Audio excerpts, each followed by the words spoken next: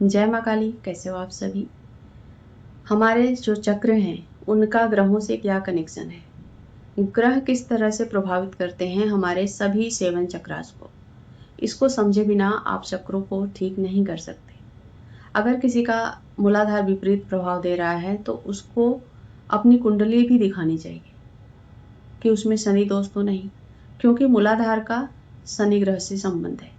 जिस व्यक्ति का मूलाधार ठीक से काम नहीं करता, उसको विपरीत प्रभाव देता है, जैसे कि वो नेगेटिव विचार में रहता है, वो चाह कर भी अच्छी बातें नहीं सोच सकता, हमेशा वो नेगेटिव बातें करता है, वो व्यक्ति हमेशा अनकॉन्फिडेंस रहेगा, उसके अंदर विश्वास की कमी रहेगी, वो अपनी बातों को किसी के सामने खुलकर नहीं रख पाएगा, वो हमेशा डरा सहमा रहेगा या फिर बहुत ज़्यादा क्रोध में रहेगा। ऐसे व्यक्ति जब कोई कार्य करने जाते हैं तो उसमें सफलता नहीं मिलती है, क्योंकि ये डर, क्रोध, अहंकार उनके काम में अड़चन पैदा करता है। तो कहीं ना कहीं उनका शनि ग्रह भी खराब होगा। तो सिर्फ हमें एक पहलू पर ध्यान नहीं देना है कि हम ध्यान कर लें, मंत्र कर लें, हमारे चक्र ठीक हो जाएंगे।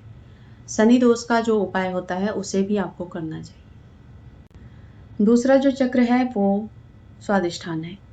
तो स्वादिष्ठान चक्र शुक्र ग्रह को रिप्रेजेंट करता है, यानी कि जिस व्यक्ति का शुक्र ग्रह कमजोर है उसको इसका विपरीत प्रभाव देखने को मिलेगा। जैसे कि उसके अंदर बहुत ज़्यादा क्रिएटिविटी, आइडियाज आएंगे, पर वो काम किसी पर नहीं कर पाएगा। वो हर काम को करना चाहेगा, उसके अंदर बहुत सारी आइडियाज आएंगे कि ये भी कर लूँ, वो भी कर लूँ, मैं कर सकता हूँ, मैं कर सकती हूँ, पर वो कर नहीं पाएगा। और जिसका स्वादिष्ठान खराब होता है वो भूलता भी बहुत ज़्यादा है और वो चाहकर भी ब्रह्मचर्य का पालन नहीं कर पाएगा। उसे पूजा पाठ में मन नहीं लगेगा, कभी लगेगा तो कभी मन उचट जाएगा। अगर आपके साथ ऐसा हो रहा है तो जरूर आपकी कुंडली में शुक्र ग्रह बुरा प्रभाव दे रहा है, इसी कारण ऐसा हो रहा है। तो ध्यान मंत्र के साथ आप उसका भी उपाय जरूर करें। अगला जो चक्र है वो मणिपुर है। मणिपुर सूर्य ग्रह को रिप्रेजेंट करता है। सूर्य ग्रह का अगर अच्छा प्रभाव हुआ तो मणिपुर सक्रिय रूप से कार्य करेगा, बुरा प्रभाव दे रहा है तो वो विपरीत प्रभाव देगा, गलत प्रभाव देगा। अब मणिपुर का जो विपरीत प्रभाव है उसको समझिए। जैसे जिस व्यक्ति का मणिपुर जागृत नहीं है, मणिपुर ठीक से कार्य नहीं कर रहा, तो उसको पेट संबंधी सभी परेशानियां होंगी। ठीक है, जैसे अल्सर हो जाना, पेट में गैस रहना, खाना नहीं पचना। ठीक है, तो ये सारी बीमारियां होती हैं।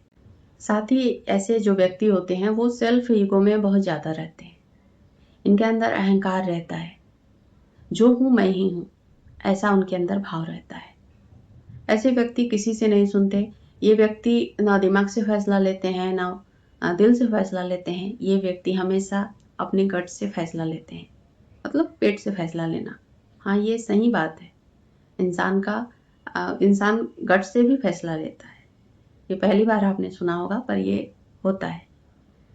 तो जिसका मणिपुर विपरीत प्रभाव देता है, जिसका मणिपुर जागृत नहीं है, वो व्यक्ति ऐसा ही होगा। वो सिर्फ खाने के बारे में सोचेगा या फिर नहीं खाने के बारे में सोचेगा। तो आप भी अपनी कुंडली को एक बार जरूर चेक कराएं कि उसमें कहीं सूर्य विपरीत प्रभाव तो नहीं दे रहा। उसका उपाय भी आप जरूर करें। अगला जो चक्र है वो हृदय चक्र है।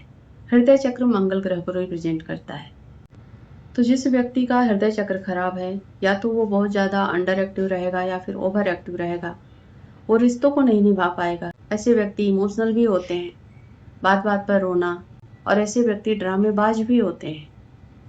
मतलब जिनका हृदय चक्र जागृत नहीं है, जिनका हृदय चक्र विपरीत प्रभाव दे रहा है, जिनका मंगल ग्रह विपरीत प्रभाव दे रहा है, वैसे लोग ड्रामे बहुत करते हैं, झूठ बहुत बोलते हैं, षड्यंत्र बहुत करते हैं।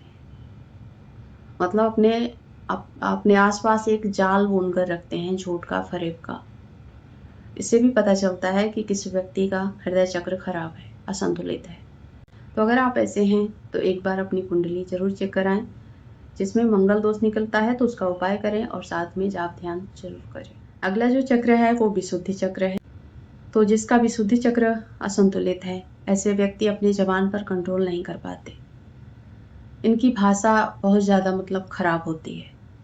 अगर वहीं पर संतुलित है तो भाषा बहुत ज्यादा अच्छी रहेगी, जो बोलेंगे सकारात्मक उनकी जो वाणी रहेगी वो रहेगी। किसी को अच्छा कहते हैं तो अच्छा होगा, लेकिन असंतुलित है तो इनको अपने शब्दों पर ही कंट्रोल नहीं रहेगा। ये गाली गलौज से बातें करेंगे, इनके शब्दों में अहंकार झलकेगा। मतलब ये हमेशा ऐसा सोचेंगे कि लड़ाई झगड़ा करके ही ये मामले को सुलझाया जा सकता है। ये शांति से बैठकर बात करने के विपरीत ये लड़ाई झगड़े से मामले को सुलझाने की कोशिश करेंगे।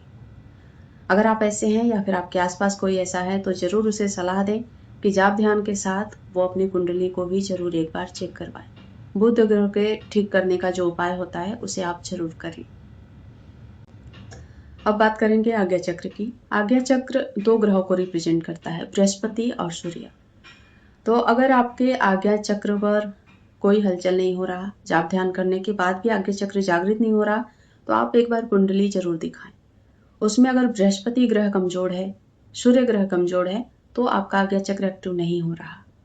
तो अब उस संकेत को समझते हैं जो आपको ये बताएंगे कि आपके कुंडली में आपका बृहस्पति कमजोर है या फिर सूर्य कमजोर है। तो ऐसे व्यक्ति जो होते हैं, मतलब इनको सर से लेकर कोई ना कोई दिक्कत होगी, सर में कोई दर्द का या फिर किसी तरह की बीमारी का शिकायत हो सकता है। ऐसे लोग ओवर थिंकर होंगे, बहुत ज़्यादा सोचेंगे, और ऐसे लोग अपने गुरु पर विश्वास नहीं कर पाएंगे, या फिर ऐसे लोग गुरु ही नहीं बना पाते, पूरा जीवन निगुरा ही रहते हैं। तो ये भी लक्षण होता है कि आपके जीवन में, आपके कुंडली में बृहस्पति कमजोर है, वो विपरीत आपको प्रभाव दे रहे हैं। तो उसका भी आप निवारण करें, साथ में आप जाप ध्यान जरूर जारी रखें। उम्मीद है आपने सभी पार्ट्स को जरूर देखा होगा और इससे आप लाभ भी अपने जीवन में जरूर लेंगे। वीडियो देखने के लिए धन्यवाद। जय माता दी, जय मां काली।